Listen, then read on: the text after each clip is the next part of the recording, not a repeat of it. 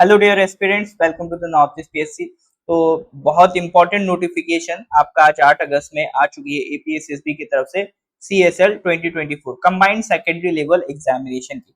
तो सबसे पहले आपको ये देखना है कि आपका ये एग्जामिनेशन फॉर्म ओपन किस दिन हो रहा है। 19 अगस्त को ये फॉर्म आपका ओपन होगा और 9 सितंबर इसकी लास्ट डेट है। 9 सितंबर को 3 PM तक आप इसको फिल कर सकते हैं, तो ये लास्ट डेट को जरूर मार्क कर लें। नेक्स्ट ये आपका एग्जाम कब है? 10 नवंबर को। ये एग्जाम अभी मैंने कुछ दिन पहले वीडियो बना के बताया भी था कि आपका प्रीपोन हुआ है। पहले ये दिसंबर में शेड्यूल था, बट अब ये फाइनल हो चुका है। 10 नवंबर को एग्जाम होने वाला है।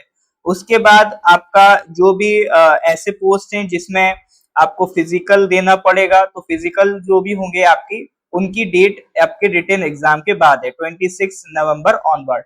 तो सबसे पहले आपको रिटन एग्जाम देना होगा, रिटन एग्जाम के बाद ही आपका बाकी सारे एग्जाम्स की डेट्स हैं। इसमें अगला जो पार्ट है वो पोस्ट का पार्ट है। इसमें ये भी देख लेते हैं कि कौन कौन सी पोस्ट में आपको ये फिजिकल एफिशिएंसी टेस्ट देना होगा। तो जो 35 है, 36 है, 37 है, 38 है। तो अब आके देख लेते हैं आपका यहाँ पर। तो 35 में आपका जैसे फॉरेस्ट गार्ड हो गया, फायरमैन हो गया, और ये कांस्टेबल हो गया, और आपका लेडी कांस्टेबल हो गया। इन पोस्ट में आपको फिजिकल एफिशिएंसी टेस्ट देना पड़ेगा। तो हर एक जो आपका पोस्ट है उसका यहाँ टोटल वैकेंसी मेंशन्ड है। उसके अलावा और उसके अलावा फिर आप इसमें एमटीएस का भी मेनली वैकेंसी देख सकते हैं। तो ये टोटल इसमें अच्छा खासा वैकेंसी है, आपका 452 वैकेंसी यहाँ पर निकला हुआ है। क्वालिफिकेशन की बात कर लें तो द बेस्ट थिंग इज इसमें आपको क्लास 10 चाहिए। इसमें आपको ग्रेजुएशन नहीं चाहिए, 12 पास नहीं चाहिए, सिंपल क्लास 10 पास रिक्वायर्ड है। अलग अलग पोस्ट में जैसे फॉरेस्टर, ये जो वैकेंसी, ये जो क्वालिफिकेशन है ये फॉरेस्ट गार्ड के। अदर क्वालिफिकेशंस जैसे फॉरेस्ट गार्ड में मैंने आपको बताया था फिजिकल स्टैंडर्ड टेस्ट भी निकालना होगा, तो उसका जो मिनिमम स्टैंडर्ड है वो यहाँ पर आपका मेंशन्ड है। तो हर एक पोस्ट में आपको क्या क्या क्वालिफिकेशन चाहिए, जैसे फायरमैन में भी क्लास 10 पास और जो फिजिकल स्टैंडर्ड है। इसी तरह से कांस्टेबल हो गया, उसमें भी 10 पास है आपका। लेडी कांस्टेबल में भी 10 पास है। उसके बाद आपका एमटीएस है। ये सारे इन सब में आपको क्या चाहिए? 10 चाहिए। लेकिन ये जो आता है लेबोरेटरी अटेंडेंट, इसमें आपको मैट्रिकुलेशन चाहिए। एमटीएस वाला जो है उसमें आपको 10 पास या आईटीआई इक्विवेलेंट चाहिए। तो अलग अलग जो पोस्ट है उनकी क्वालिफिकेशंस यहाँ पर मेंशन्ड है। एग्जाम फीस की बात करें तो जनरल वही जो एपीएसएसबी की फीस रहती है 150 for APST candidates, 200 for general candidates. और जो पीड पर्सन विद बेंचमार्क डिसेबिलिटीज हैं, they are exempt from paying the fee. Exam की अगर हम बात करें तो जितने भी आपके पोस्ट हैं, 3 स्टेजेस में ये एग्जाम है। जो पोस्ट नंबर 36, 37, 38 है, ठीक है, उसका उनका 3 स्टेज होगा, स्टेज 1, 2, 3। उसके अलावा आपका पोस्ट नंबर 35 के लिए 2 स्टेजेस है, स्टेज 1 एंड 2। और जो पोस्ट नंबर 39, 40 हैं उनके लिए सिर्फ आपको स्टेज 1 का एग्जाम देना पड़ेगा। तो आपका जो भी पोस्ट कोड है उसके अकॉर्डिंग देख लीजिए। जैसे 36, 37, 38 इसके लिए स्टेज 1 है, स्टेज 2 है, 3 स्टेज में होगा। 36, 37, 38 आपका कौन सी पोस्ट थी यहाँ पर ये मेंशन है, ठीक है। तो यानी फायरमैन, कांस्टेबल, लेडी कांस्टेबल, इनके लिए 3 स्टेज का एग्जाम है। तो जो भी आप पोस्ट के लिए फिल कर रहे हैं उसके अकॉर्डिंगली आपको देख लेना है कि स्टेज 1, स्टेज 2, स्टेज 3 कौन कौन सी हैं। लेकिन एक चीज सब में कॉमन है, स्टेज 1। स्टेज 1 तो सब में ही कॉमन है, कोई भी आप पोस्ट के लिए फिल कर रहे हो। स्टेज 1 क्या होगा? एक आपका ऑब्जेक्टिव टाइप एमसीक्यू पेपर होगा। उसमें आपका जीके, रीजनिंग, मैथ्स, इंग्लिश, ये 4 पार्ट आपके उसमें पूछे जाएंगे।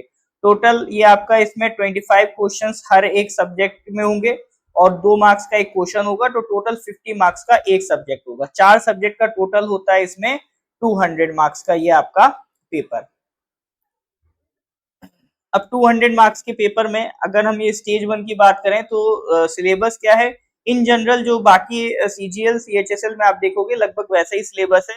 तो ये हर एक सब्जेक्ट का यहाँ पर सिलेबस मेंशन्ड है, आप इसको एक बार पढ़ सकते हैं। इसमें एक चीज आपको ये ध्यान रखनी है कि हर एक सब्जेक्ट में मिनिमम आपको कितना चाहिए? 33% चाहिए। मान लो आप कितना भी फर्स्ट रैंक भी ले आओ, बट अगर किसी एक सब्जेक्ट में 33% से कम है तो आपको वो क्वालिफाई नहीं करेंगे। तो 4 सब्जेक्ट है, चारों में 33% आपको मिनिमम चाहिए। और जो एक सबसे बड़ा डाउट रहता है कि क्या सर निगेटिव मार्किंग है, तो ये ध्यान रखिए कि there is no negative marking. APSSB के जितने भी एग्जाम हो रहे हैं अभी, हेड कांस्टेबल को अगर आप छोड़ दे तो उसमें जो रिटन एग्जाम है स्टेज 1, किसी में भी निगेटिव मार्किंग नहीं है। फिर कुछ पोस्ट जैसे कि फॉरेस्ट गार्ड हो गया, फायरमैन हो गया, कांस्टेबल हो गया, लेडी कांस्टेबल हो गया, उसमें आपको स्टेज 2 भी देना पड़ेगा, physical standard test and physical efficiency test. फिर कुछ पोस्ट हैं जैसे आपका फायरमैन, कांस्टेबल, लेडी कांस्टेबल, उनमें आपको एक मेडिकल फिटनेस टेस्ट भी देना पड़ेगा।